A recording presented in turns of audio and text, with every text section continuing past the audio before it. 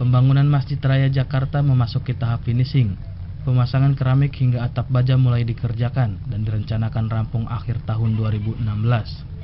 Berdasarkan data yang diperoleh Berita Jakarta TV, Selasa 2 Agustus 2016, pembangunan Masjid Raya Daan Mogot yang terletak di Jalan Daan Mogot kilometer 14, Kelurahan Duri Kosambi, Kecamatan Cengkareng, Jakarta Barat ini kembali dilanjutkan setelah rampungnya tahap konstruksi Februari lalu. Masjid yang berkapasitas 1.000 jamaah ini nantinya bercorak Betawi dan saat ini pembangunan difokuskan pada pemasangan atap baja ringan, penutupan tembok, pemasangan keramik, dan terakhir interior masjid. Pembangunan Masjid Raya Daan Mogot sendiri ditargetkan selesai akhir tahun ini dengan total anggaran pembangunan mencapai 170 miliar rupiah. Untuk anggaran finishing pada tahap terakhir ini sebesar 80 miliar rupiah yang dianggarkan secara multi-years. Dari Jakarta Barat, Desri Arvin memberitakan.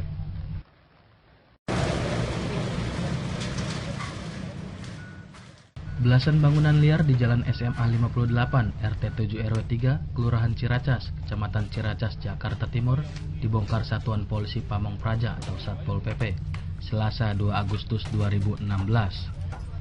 Pembongkaran dilakukan lantaran bangunan liar tersebut berdiri di atas saluran air.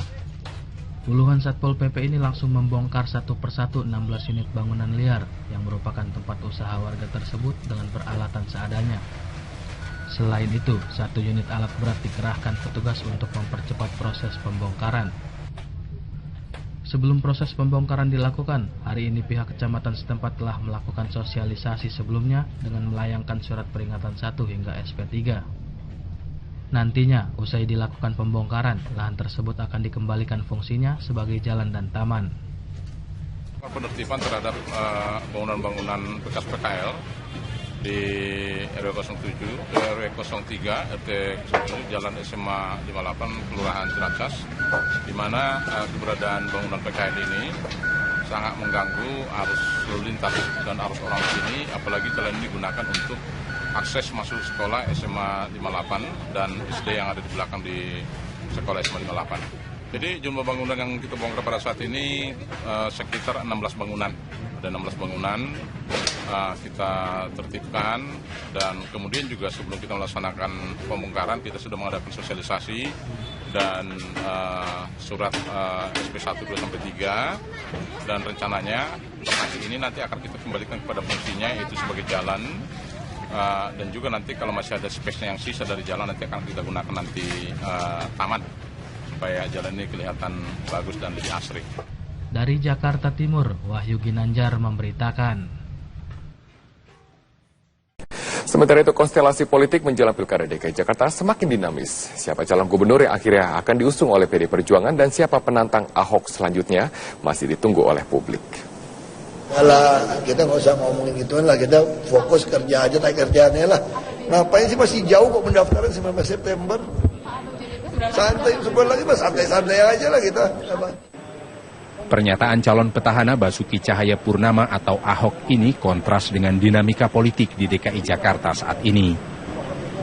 Setidaknya dalam 2 pekan terakhir setelah Ahok menyatakan maju melalui jalur parpol dan Sandiaga Uno resmi diusung Gerindra, konsolidasi partai-partai politik gencar digalang. PDI Perjuangan sebagai partai dengan mayoritas kursi di DPRD DKI Jakarta menjadi yang paling disorot. Sejumlah pertemuan dilakukan untuk menjajaki kemungkinan berkoalisi. Sabtu 30 Juli, pertemuan digelar DPD PDI Perjuangan dan DPD PKS. Tidak ada kesepakatan yang mengkerucut pada pengusungan nama kandidat dalam pertemuan ini. Senin kemarin, giliran Hanura yang bertemu dengan PDI Perjuangan. Partai yang sejak awal menjadi pengusung Basuki Cahayapurnama ini dengan gamblang berniat merangkul PDI Perjuangan untuk memberikan dukungan kepada Ahok. Namun, PDI Perjuangan, pemilik 28 kursi di DPRD DKI, belum juga menjatuhkan pilihan. Yang terjadi dalam pertemuan singkat ini tadi adalah saling rayu. Jadi Pak Pongin menyampaikan sikap partainya, kita semua tahu, dan saya begini, ini masih panjang, siapa tahu kemudian terus bergerak menggunakan hati nurani, berubah sikap, itu kayaknya begitu. Elektabilitas calon petahana Basuki Cahayapurnama hingga kini memang tak terkalahkan dan terpaut jauh dibanding kandidat lainnya. Hasil survei opinion leader yang dirilis Laboratorium Psikologi UI dengan melibatkan 215 pakar masih menempatkan Ahok pada urutan teratas dari sejumlah kandidat lainnya. Elektabilitas Ahok mencapai 47%, mengungguli Tri Risma hari ini dan Ridwan Kamil. Ada persoalan psikologis, apalagi setelah Golkar, Nasdem, dan Hanura mencalonkan resmi Ahok melalui jalur partai. Kalau PDIP masuk mendukung Ahok tanpa ada kompensasi tertentu, itu secara psikologis terbaca seolah-olah PDIP menjadi epigon atau follower dari Golkar. Jadi ada persoalan psikologis politis yang membuat PDIP sampai sekarang belum tuntas. Meski demikian, dengan komposisi kursi di DPR di DKI, terbuka kemungkinan untuk munculnya lebih dari 2 pasang calon kandidat. Dan siapa yang akan diusung PDI Perjuangan akan semakin memberi warna dalam Pilkada Jakarta. Tim Liputan, Metro TV. Sementara itu, Konfederasi Serikat Pekerja Indonesia resmi mendeklarasikan dukungannya kepada Riza Ramli untuk maju dalam pemilihan Gubernur DKI Jakarta. Tersingkir dari kursi pembantu presiden, Riza Ramli mendapatkan dukungan untuk maju berlaga dalam Pilkada DKI Jakarta 2017. KSPI di bawah pimpinan Said Iqbal menyebutkan sejumlah pertimbangan mengusung Riza Ramli. Salah satunya karena Riza Ramli dinilai sebagai sosok yang konsisten menolak reklamasi Teluk Jakarta. Setelah menyatakan resmi memberikan dukungan, KSPI selanjutnya akan melakukan komunikasi politik dengan partai-partai politik yang belum mengajukan calon. Selain itu, buruh KSPI juga turun ke jalan di sejumlah titik di ibu kota sebagai upaya untuk memperkenalkan Riza Ramli kepada masyarakat Jakarta.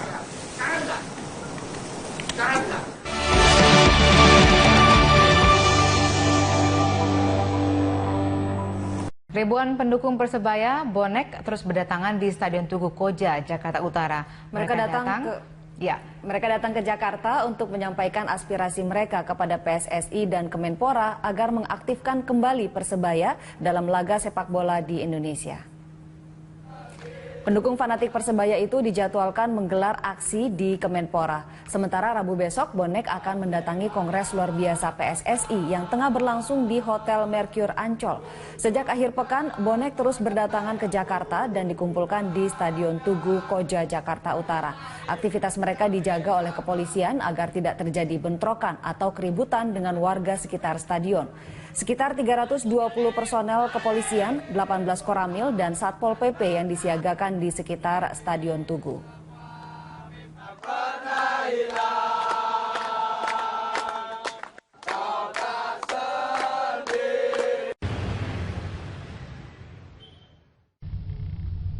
Gubernur DKI Jakarta Basuki Cahayapurnama menginstruksikan PD Pasar Jaya menetapkan sewa kios dengan tarif murah. Penetapan tarif murah dapat membangkitkan perekonomian warga. Dari informasi yang diperoleh Berita Jakarta TV, Selasa 2 Agustus 2016, saat ini PD Pasar Jaya menerapkan sistem pembayaran di muka untuk sewa kios selama 20 tahun pertama. Mekanisme ini dinilai kurang menguntungkan dan hanya bisa membatasi warga untuk berusaha. Gubernur DKI Jakarta Basuki Cahayapurnama mengatakan, dirinya telah menginstruksikan PD Pasar Jaya untuk tidak menjual sewa kios lebih mahal. Hal ini dilakukan agar masyarakat menengah ke bawah dapat menyewa kios tanpa perlu membayar awal sewa 20 tahun. Untuk itu, kios di setiap PD Pasar Jaya disewakan dengan sistem pembayaran harian. Lebih lanjut, Basuki menambahkan, kios yang telah disewa bisa diwariskan kepada satu generasi. Dengan demikian, tidak ada lagi batasan untuk menyewa kios dengan menggunakan sistem bayar tahunan. Selain itu, Pemprov DKI Jakarta telah membangun pasar rakyat yang akan diresmikan pada tahun ini dengan sistem penyewaan kiosnya lebih murah. Pasar Jaya juga tahun ini saya sudah instruksikan, kamu kayak swasta saja. Kerjasama swasta tapi bukan jual kios. Saya tidak mau lagi Pasar Jaya kerjasama swasta jual kios. Masyarakat kecil disuruh bayar 20 tahun saya. Saya maunya apa? Kios sudah kita bayarnya harian murah, bisa diwariskan satu generasi seumur hidup. Jadi nggak ada lagi batasan sewa kios Pasar Jaya. Per tahun berapa tahun nggak bisa, tapi masing-masing kakak cuma boleh satu kios. Jadi satu generasi. Nah, ini kita lagi kerjakan. Saya kira tahun ini bisa kelihatan beberapa bentuk. Nanti bulan depan saya sudah mulai resmikan beberapa contoh pasar rakyat yang kita kerjakan. Sudah kelihatan pasar rakyat. Tapi kan masa orang jadi PKL bayar di pinggir jalan lebih mahal daripada sewa di mall. Dari Balai Kota DKI Jakarta, Bayu Suseno memberitakan. Ahok mencapai 47%, mengungguli Tri Risma hari ini dan Ridwan Kamil. Ada persoalan psikologis, apalagi setelah Golkar, Nasdem, dan Hanura mencalonkan resmi Ahok melalui jalur partai. Kalau PDIP masuk mendukung Ahok tanpa ada kompensasi tertentu, itu secara psikologis terbaca seolah-olah PDIP menjadi epigon atau follower dari Golkar. Jadi ada persoalan psikologis politis yang membuat PDIP sampai sekarang belum tuntas. Meski demikian, dengan komposisi kursi di DPR di DKI, terbuka kemungkinan untuk munculnya lebih dari 2 pasang calon kandidat. Dan siapa yang akan diusung PDI Perjuangan akan semakin memberi warna dalam Pilkada Jakarta. Tim Liputan, Metro TV. Sementara itu, Konfederasi Serikat Pekerja Indonesia resmi mendeklarasikan dukungannya kepada Riza Ramli untuk maju dalam pemilihan Gubernur DKI Jakarta. Tersingkir dari kursi pembantu presiden, Riza Ramli mendapatkan dukungan untuk maju berlaga dalam Pilkada DKI Jakarta 2017. KSPI di bawah pimpinan Saik Iqbal menyebutkan sejumlah pertimbangan mengusung Riza Ramli. Salah satunya karena Riza Ramli dinilai sebagai sosok yang konsisten menolak reklamasi Teluk Jakarta. Setelah menyatakan resmi memberikan dukungan, KSPI selanjutnya akan melakukan komunikasi politik dengan partai-partai politik yang belum mengajukan calon. Selain itu, buruh KSPI juga turun ke jalan di sejumlah titik di ibu kota sebagai upaya untuk memperkenalkan Riza Ramli kepada masyarakat Jakarta.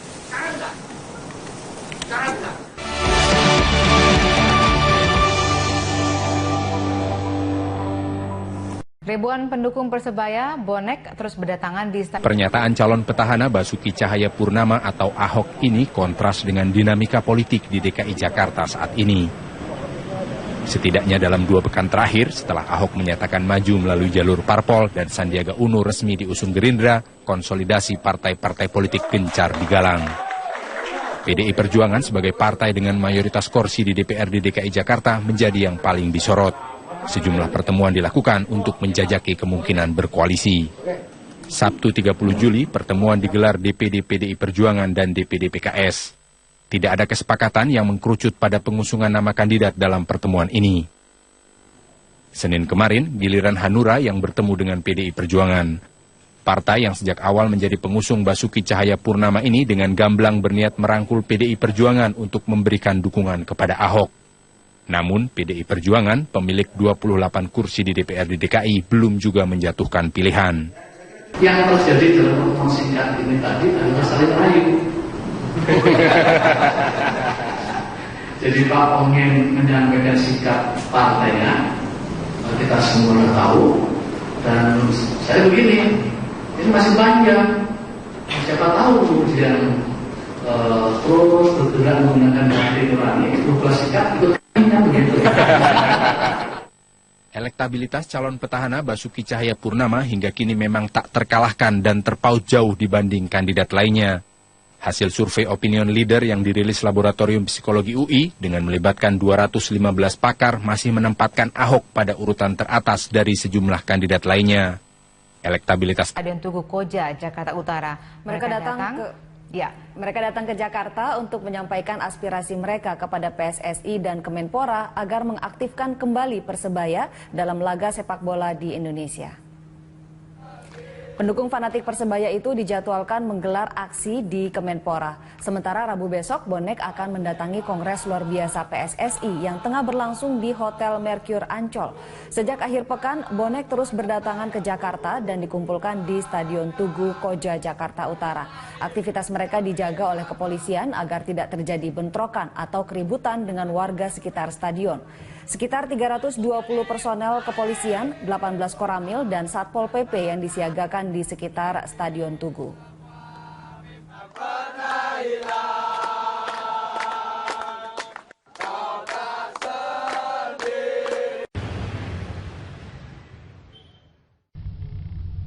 Gubernur DKI Jakarta Basuki Cahayapurnama menginstruksikan PD Pasar Jaya menetapkan sewa kios dengan tarif murah. Penetapan tarif murah dapat membangkitkan perekonomian warga.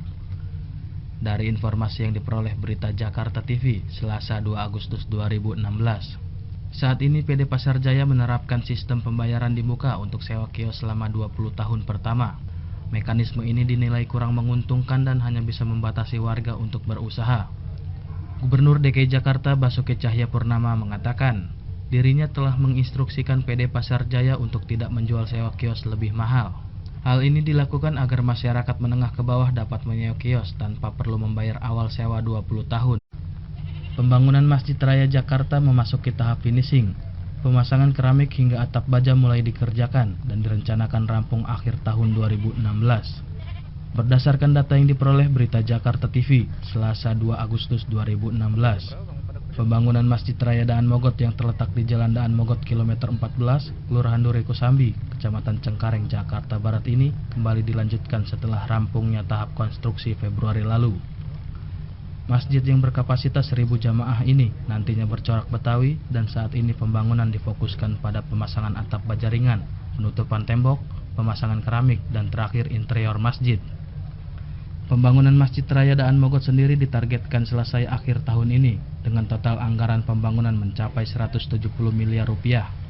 Untuk anggaran finishing pada tahap terakhir ini sebesar 80 miliar rupiah yang dianggarkan secara multi-years. Dari Jakarta Barat, Desri Arvin memberitakan.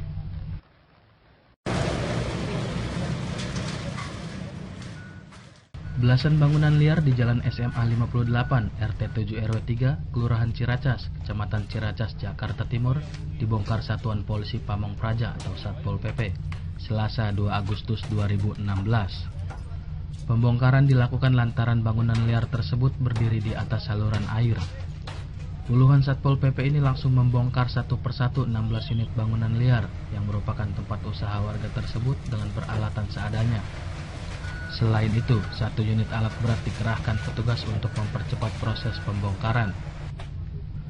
Sebelum proses pembongkaran dilakukan, hari ini pihak kecamatan setempat telah melakukan sosialisasi sebelumnya dengan melayangkan surat peringatan 1 hingga SP3. Nantinya, usai dilakukan pembongkaran, lahan tersebut akan dikembalikan fungsinya sebagai jalan dan taman. Penertiban terhadap bangunan-bangunan bekas PKL di RW 07, RW 03, RT 07, Jalan SMA 58, Kelurahan Ciracas, di mana keberadaan bangunan PKL ini sangat mengganggu arus lalu lintas dan arus orang di sini, apalagi jalan ini digunakan untuk akses masuk sekolah SMA 58 dan SD yang ada di belakang di sekolah SMA 58. Jadi jumlah bangunan yang kita bongkar pada saat ini sekitar 16 bangunan. Ada 16 bangunan kita tertibkan dan kemudian juga sebelum kita melaksanakan pembongkaran kita sudah mengadakan sosialisasi dan surat SP 1, 2, sampai 3 dan rencananya lokasi ini nanti akan kita kembalikan kepada fungsinya yaitu sebagai jalan. Dan juga nanti kalau masih ada space-nya yang sisa dari jalan nanti akan kita gunakan nanti taman supaya jalan ini kelihatan bagus dan lebih asri. Dari Jakarta Timur, Wahyu Ginanjar memberitakan. Sementara itu konstelasi politik menjelang Pilkada DKI Jakarta semakin dinamis. Siapa calon gubernur yang akhirnya akan diusung oleh PD Perjuangan dan siapa penantang Ahok selanjutnya masih ditunggu oleh publik. Alah, kita nggak usah ngomongin gituan lah, kita fokus kerja aja, tak kerjaannya lah. Ngapain sih masih jauh kok pendaftaran 19 September? Santai, sebulan lagi mas santai-santai aja lah kita. Apa?